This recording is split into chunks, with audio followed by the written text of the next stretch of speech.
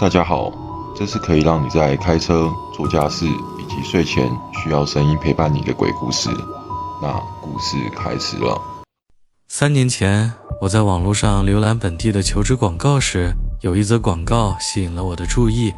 并不是因为他写了什么，而是因为他写的太少了。依我印象，那则广告上只写着工作机会，薪水优渥，无任何福利，需严格保密。接着只附了一个电子邮件地址，就这样而已。当时我正管理一家英乐商店，但已经开始听到风声，说店里可能会在1年内关闭，而我被调往其他分店的机会也微乎其微。这几天我心情沉闷，不断翻看着各种求职广告，但那一则是第一次让我眼睛一亮的，或许只是因为它太诡异，也让我感到无聊时多了一丝好奇。于是我寄出了那封电子邮件。半小时后，我收到了回复，信里告诉我让我在一个确切的时间去市区高档地段的一栋办公大楼接受筛选，我便照着前往。在大厅里等了几分钟后，有人带我进了一间办公室，递给我一叠表格与问卷，让我逐一填写。他们收走后，只告诉我会再联络。过了1个月，我几乎已经把这件事忘了，却突然接到电话，通知我已经进入第2阶段的甄选。这次他们又给了我一个新地址与时间。等我抵达时，这次是在距离上次20英里的另一个高级办公园区。迎接我的是一名自称所罗门先生的男子，他带我走进一间宽敞的房间，里头只有一张桌子和一张椅子，桌上放着2个大型萤幕，一组键盘与滑鼠，以及一个用螺丝固定在桌上的金属箱子。箱子上有2个巨大的按钮，一个红色，一个绿色。他告诉我，这个房间就是未来我若接受这份工作时所处环境的缩影。接着他开始向我解释这份工作的内容。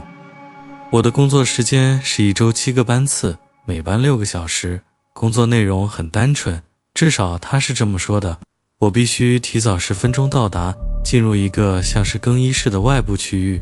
那里会有一个专属于我的置物柜，我需要把所有随身物品锁进柜子，并换上配发的工作服。在任何情况下，我都不得把任何私人物品带进监控室。同样的，在任何情况下，我也不得将任何东西从监控室带出来。至于在监控室里的工作内容，他告诉我，左边的荧幕会全天候播放来自某个偏远地点的高清摄影机即时画面，而我的工作就是看着荧幕。每小时1次，我需要使用右边荧幕所连接的电脑，输入一段简短的记录，描述在这1小时内有没有发生什么值得注意的事情。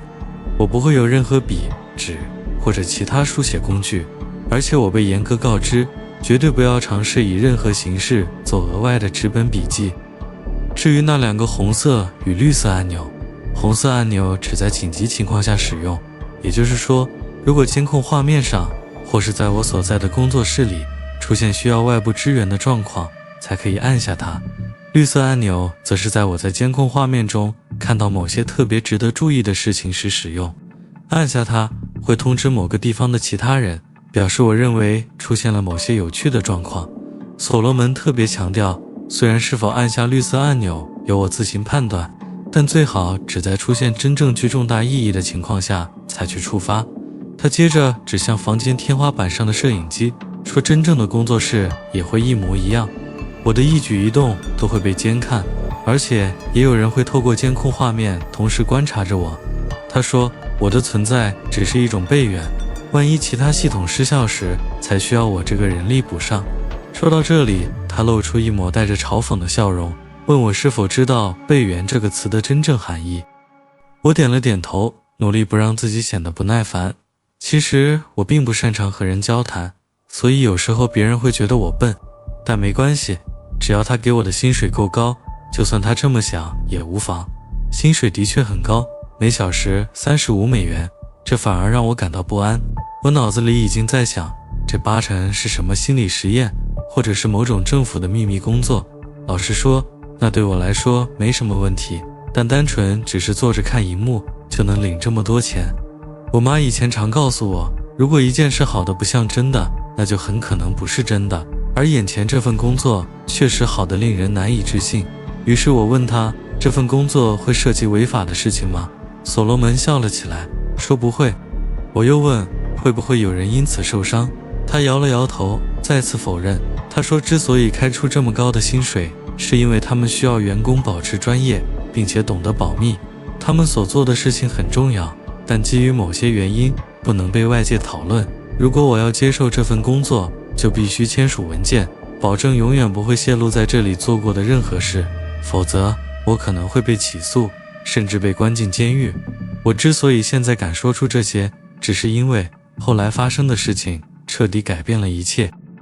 所以我最后还是接受了这份工作，因为他们要我立即开始上班，我只能毫无预警地辞掉音乐商店的工作。虽然对此感到有些内疚，但同时我也对新工作充满了兴奋，毕竟薪水那么高，而且看起来只是有点无聊，却算得上是轻松的工作。心里虽然紧张，总觉得这其中还藏着什么，但我安慰自己，就先做做看吧。若只是自己胡思乱想而错失这么好的机会，那才真是傻。他们给了我真正的工作地点。当我到达时，我惊讶地发现，那地方几乎和示范给我看的模型房间一模一样，只是有几处差异。进入监控室之前，确实要先经过一个更衣室。真正的监控室里还附带了一间小厕所，房间角落里有一台饮水机，但因为我不能携带任何东西进去，所以每次只能在上班前或下班后吃饭。当然，最大的差别就是荧幕已经开启了，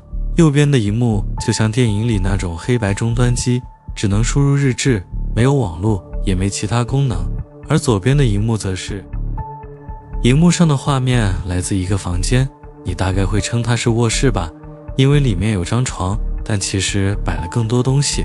一台电视，一张沙发和几张椅子，几张桌子，以及大片空旷的空间。摄影机应该安装在房间角落的高处，所以几乎能看清楚整个房间，只除了家具靠墙的那一侧。不过一开始我根本没注意到那些家具，因为我只看到她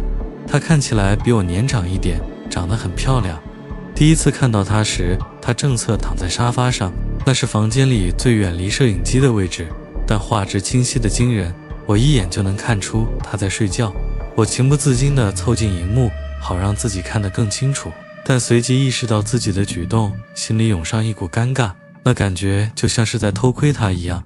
我妈以前总称这种人叫色眯眯的窥视狂。我不想成为那种窥视狂，但我也不想因为多想而显得愚蠢。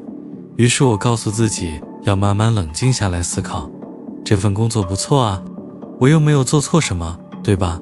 我没有伤害任何人，荧幕里的女人看起来一切正常，房间也算舒适，或许她是自愿的，这不过是某种实验罢了，应该是我反应过度了。于是我坐到椅子上开始工作，没过多久我就渐渐明白了更多事。那个女人，我心里给她取了个名字，叫她瑞秋，并不是自愿待在那里的。我从没看过她被打或受伤，但显而易见的是，她从未真正离开过那个房间。她唯一会去的地方大概是荧幕看不到的浴室区域，除此之外，她从来没有自由外出过。而且每隔一段时间，通常在我值班的某一周里会发生1-2次，有些穿着奇怪服装的男人和女人会走进房间把她带走。有时她会挣扎，但大多时候她只是低着头默默地被带走。不过他们总是会把她带回来，只是偶尔在我值班的时间里，她没有被带回来的那些时候，对我来说都是最煎熬的。我会一整晚挂心，直到隔天上班，看到她又回到房间里，不是看电视就是在画画，我才松口气。她看起来从没受过伤，甚至除了被带走时的那一刻之外，几乎也没有显得太沮丧。即使偶尔反抗，那些人对她也算温和，但我心里很清楚，事情绝对不对劲。我开始考虑辞职，或者干脆按下红色按钮，让人过来处理，好让我能得到一些解释，甚至想过直接报警，把我看到的监控画面交给警方。然而我害怕失去这份工作，也害怕如果我辞职或揭发，他们会对我做什么。当初接受这份工作时，所罗门就再三提醒过，所谓的保密意味着不准提问。他保证我不会被要求做超过当初告诉我的事，但同样的，我永远不能对工作内容提出疑问，也不能泄露我在这里看到的一切。于是我开始替自己找借口，这一切只是一场实验，也许他精神有问题或生了病，而他们正在试着帮助他。或许他跟我一样，只是在工作。就算他真的被囚禁在某个地方，至少我还能看着他，确保他没有出事。我告诉自己，如果有一天他们真的想伤害他，或者我看出他确实一点也不愿意待在那里，到时候我就能去寻求帮助。某种程度上，我是在守护他，因为我的存在能让他少一点风险。我并不指望你会相信这些借口，事实上，就连我自己现在回头想，也根本不觉得这些理由有任何说服力。但至少替自己辩护一点，当事情真的出现变化时，我没有视而不见，也没有再自我欺骗。我很清楚，那时候必须有所行动。瑞秋几乎每天都会花上1-2个小时在画画，而这总是发生在我下午值班的时候。那个房间里，我从没看到过窗户，但我猜他要么是靠着时钟，要么是凭住自己的生理时钟来维持某种规律的生活。我很喜欢看他画画，虽然他的画布总是背对着摄影机，让我看不到他到底在画什么，但我能清楚地看见他专注时的脸。他画画时总是显得平静而快乐，偶尔在画出满意的细节时，还会露出淡淡的微笑。看到他那样的表情，总能让我一天的心情变得轻松许多。真正让我察觉不对劲是在几周前，他开始比往常更频繁地作画，他的神情不再那么安详，反而变得专注、严肃，甚至带着一股紧绷的气息。起初，我以为他只是想更努力完成某幅作品，甚至心里还想着，要是能开口，就劝他别太在意就好了。反正每隔几周，那些人都会进来，把旧的画作收走，顺便带来一叠新的。我想那词叫做画布。但那并不只是专注而已，那里面有些异样。他不再快乐，神情里带着压力与急切，每次一画就是好几个小时不停歇。短短3天内，他就完成了4幅画。我看着他，心里越来越担忧。当他完成第4幅画时，我甚至忍不住对着荧幕开口，劝他停下来休息一下。虽然他听不见，但我已经习惯了对着荧幕说话，把那当作是一种和他的交流。可是他并没有停下来，相反的，他开始搬动那些完成的画，把它们一一摆放到房间最远端的长沙发上，先放靠背，再放座位。那是我第一次有机会看见他真正画了些什么，因为过去每次那些人来收走画作时，画布总是背对着摄影机，让我什么都看不见。我依旧为他的状态担忧，但同时心里却涌上一股喜悦，因为我终于能看到他的作品了。那是一种既兴奋又震撼的感觉。那些画太美了。第1幅是一片翠绿的森林，第2幅是一口古老的石井，第3幅是一栋孤立在小岛上的房子，最后1幅则是一间老式的电影院。每一幅都像是从梦里取出的景象，色彩在画面中延伸交织，宛如风中翻飞的落叶。直到我凑近仔细看，才发现那些线条并不是随意的色彩，那是文字。如果不仔细观察，几乎完全不会察觉，单看其中的字词也似乎没什么特别，只像是画面里飘过的一道幻影，隐约模糊，几乎要被整幅画的氛围吞没。我把身子凑向荧幕，眯起眼努力辨认那些字，心跳忽然砰砰加速，像是撞击在胸腔里。我不停眨眼，揉着眼睛，再次盯住画面，然后我把那些字一个接一个读了出来，从左到右，上面2幅，再到下面2幅，再到下面2幅。请帮我，汤马斯。我整个人猛地往后靠，下意识捂住嘴巴，脑袋一片混乱，我完全不知道该怎么办。我无法理解这一切是怎么发生的，这已经不只是他在求救这么单纯的事了，虽然那本身就足以让我心惊胆战。我还是很恐惧，他怎么知道我的名字？